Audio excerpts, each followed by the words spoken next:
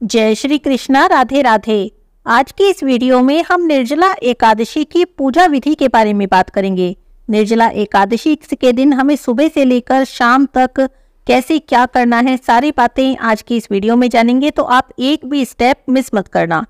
देखिए, निर्जला एकादशी सबसे बड़ी एकादशी होती है और जो भी भक्त एकादशी का व्रत रखना शुरू करना चाहते हैं वो इस एकादशी से व्रत रखना शुरू कर सकते हैं।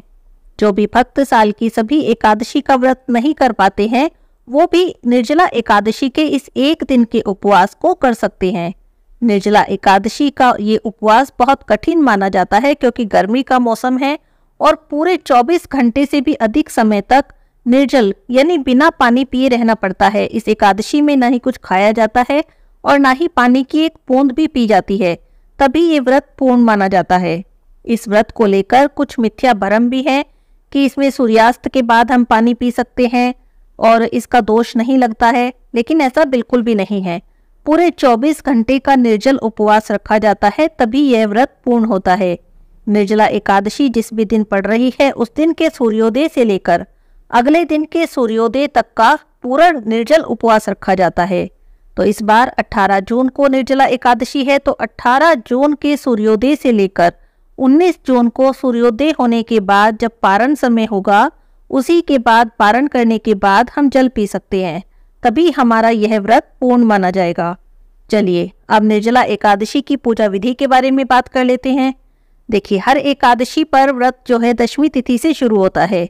दशमी तिथि की रात में अन्न वाला भोजन नहीं करते हैं, तो ऐसे ही निर्जला एकादशी के दिन भी दशमी तिथि की रात में अन्न वाला भोजन नहीं करेंगे। ऐसे में अगर आप बिना भोजन के नहीं रह पाते हैं तो आप दूध ले सकते हैं, फल ले सकते हैं या कोई भी फलाहारी चीज ले सकते हैं, लेकिन अन्न नहीं खाना है। एकादशी के दिन सुबह उठेंगे और सुबह नित्य क्रियाओं से निवृत्त होकर यहाँ पर एक और बात ध्यान देने योग्य है। निर्जला एकादशी का व्रत बहुत कठिन होता है, पूरे दिन निर्जल उपवास रखना है।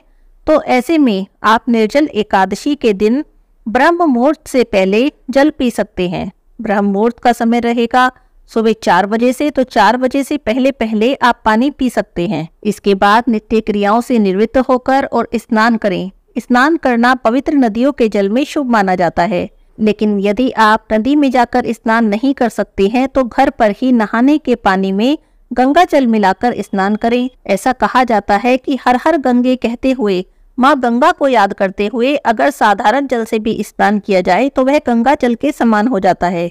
तब आप नहाने के पानी में गंगा जल मिलाकर स्नान करें। एक और बात यहाँ पर पूछी जाती है, निर्जला एकादशी है, इसमें हमें जल नहीं पीना है, तो क्या हम कुल्ला कर सकते हैं? तो कुल्ला कर सकते हैं, आचमन कर सकते हैं। इन दोनों ही चीजों का कोई भी दोष नहीं लगता है।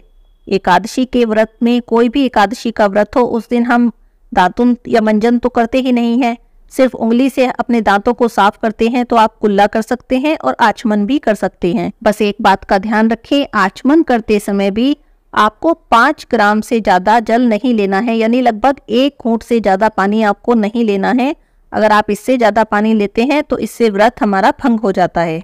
तो देखिए, नहा धोकर हम तैयार हो गए। उसके बाद स्वच्छ कपड़े पहनने हैं। काले या नीले रंग के कपड़े बिल्कुल भी नहीं पहनने हैं। किसी भी पूजा पाठ में काले नीले रंग के कपड़े पहनना शुभ नहीं माना जाता है, तो आप कोई भी सुंदर सुंदर रंगों के कपड़े पहन ले। उसके बाद आप भगवान की पूजा के लिए चौकी लगा लें। अगर आपके मंदिर में इतना स्थान है कि आप वहीं पर चौकी लगा सकते हैं तो वहीं पर लगा लें, नहीं तो अपने घर के पूर्व दिशा में या ईशान कोण में आप एक चौकी लगा लें अलग से। जहाँ पर आप चौकी लगाने वाले हैं वहाँ पर गंगा जल छिड़क कर उस स्थान को साफ कर लें। उसके बाद चौकी रखकर उस पर एक साफ कपड़ा बिछाएं। पीले रंग का, लाल रंग का, गुलाबी रंग का, जो भी आपके पास हो ऐसा कपड़ा साफ वहाँ पर चौकी पर बिछा ले। उसके बाद आपको उसमें भगवान की प्रतिमा को स्थापित करना है।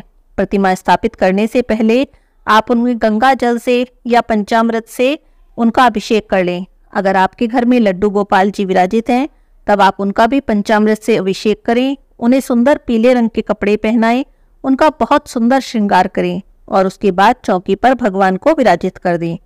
घी का दीपक जला लें। भगवान को धूप दीप नैवेद्य अर्पित करें। पीली मिठाई का भोग लगाएं, पीले फलों का भोग लगाएं। निर्जला एकादशी के दिन पीले पके आम का भोग लगाना बहुत ही शुभ माना जाता है। वैसे तो खरबूजे का भोग लगाना भी शुभ माना जाता है, लेकिन ज़्यादातर इस समय तक खरबूजा नहीं मिल पाता है, तो आप पीले पके आम का भोग लगा सकते हैं। अगर आपको खरबूजा मिल जाता है तो आप खरबूजे का भोग भी लगा सकते हैं। भगवान के सामने बैठकर अपने निर्जला एकादशी व्रत का संकल्प करें।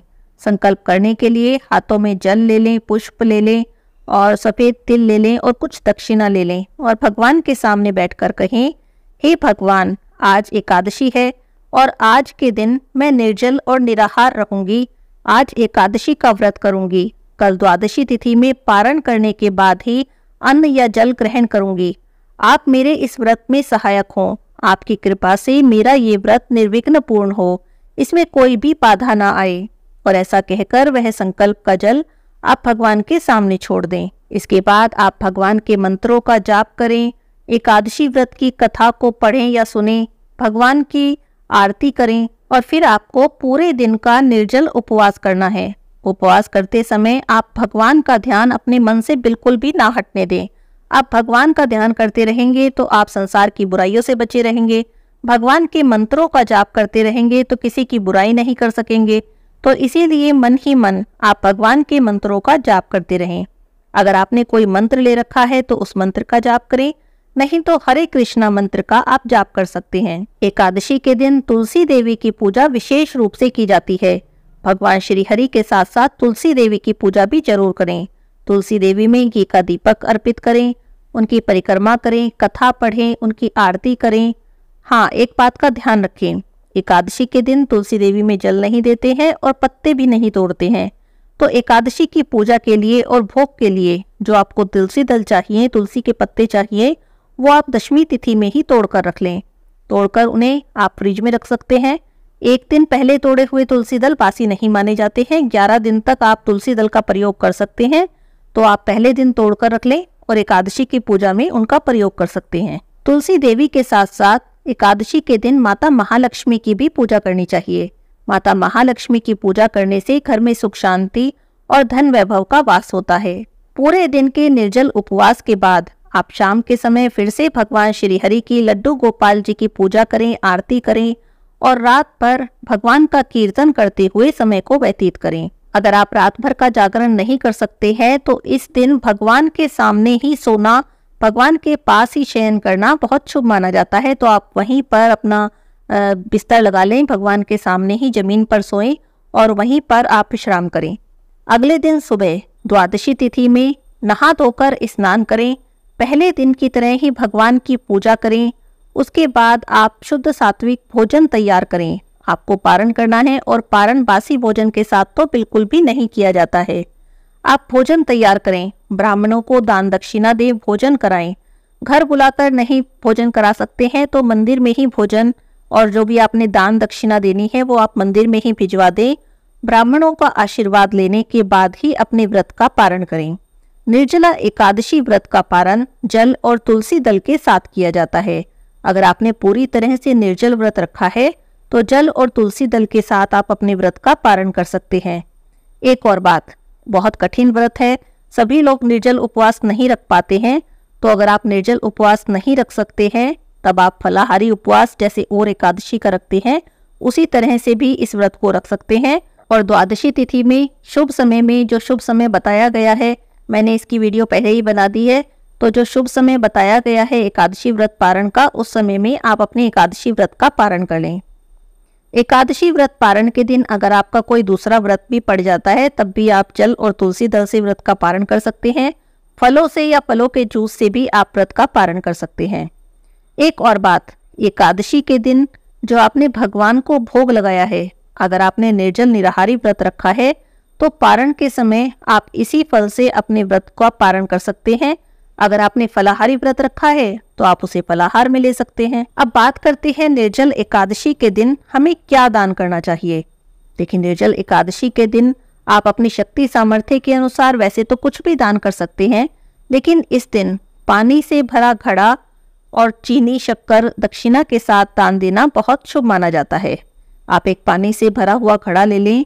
कोशिश करें कि ये घड़ा ढक्कन वाला हो तो ढक्कन लगा लें। अगर ढक्कन नहीं है तो आप सफ़ेद रंग का एक कपड़ा ले लें, उससे उस घड़े के मुख को ढक दें। उसके बाद आप चीनी ले लें अपनी शक्ति सामर्थ्य के अनुसार, कुछ दक्षिणा रख लें और फिर आप उन्हें ब्राह्मण को दान कर सकते हैं।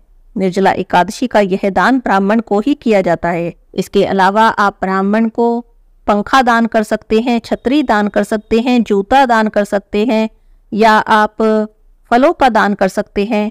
फलों का दान करना भी बहुत शुभ माना जाता है। इस तरह से विधि विधान से आप निर्जल एकादशी का व्रत करेंगे तो भगवान आपकी मनोकामना जरूर पूरी करेंगे। आज की इस वीडियो में बस इतना ही। हरे कृष्णा, राधे राधे।